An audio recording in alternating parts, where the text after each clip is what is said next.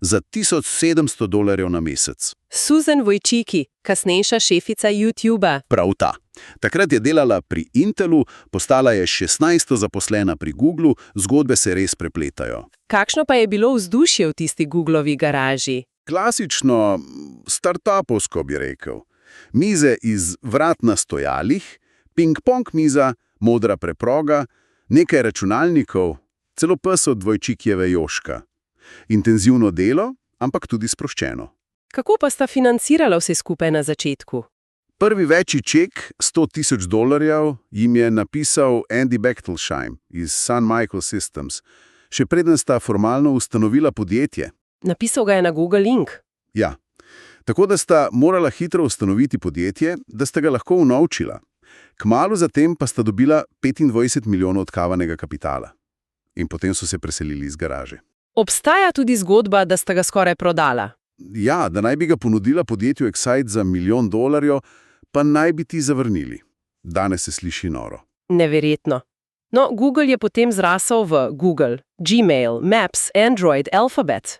Revolucija v dostopu do informacij. Garaža Vojčikijeve, ki jo ima Google še danes, pa simbolizira začetek te revolucije iskanja. Ko zdaj pogledamo vseh teh 6 zgodb skupaj, od HP-ja v 30-ih do Googlea na koncu 90-ih, kaj je tisto skupno? Kaj jih povezuje? Nekaj stvari res izstopa. Prva je absolutno strast in predanost ustanoviteljev. Vsi so bili popolnoma predani svoji ideji, pripravljeni tvegati. Druga je inovativnost, ampak ne samo tehnološka, kaj ne? Točno. Včasih tehnologija, kot pri HP-ju, Appleu, Googlu, včasih poslovni model, kot pri Dellu in Amazonu, ali pa kombinacija, kot pri Microsoftu. Vsi so našli nek boljši način. In tretja, kar je povezano z garajo, vera v idejo, tudi ko ni bilo sredstev.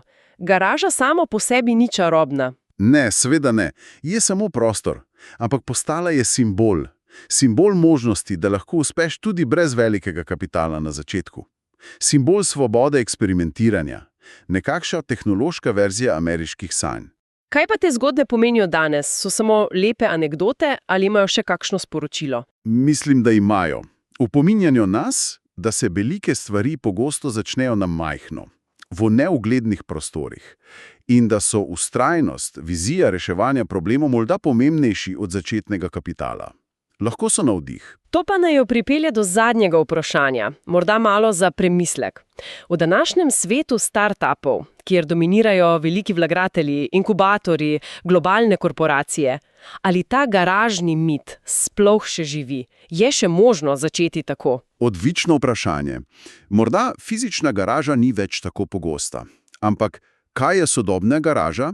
Je to morda digitalni oblak, kjer so orodja in infrastruktura dostopnejši kot kdajkoli prej? Lahko nekdo iz dnevne sobe zgradi naslednji Google. Ali pa so nove garaže odprtokodne skupnosti? Ali platforme za množično financiranje, kot je Kickstarter? Verjetno vse to drži. Oblika se spreminja, ampak duh garaže, tisti duh inovativnosti od spodaj navzgor, drznost, eksperimentiranje, mislim, da še vedno živi. Samo vprašanje je, kje se rojevajo naslednji velikani. In kakšne sanje se pletejo v teh novih prostorah prav zdaj? To pa je misel, s katero lahko zaključiva najino današnjo razpravo. Res je. Vprašanje, ki ostaja odprto.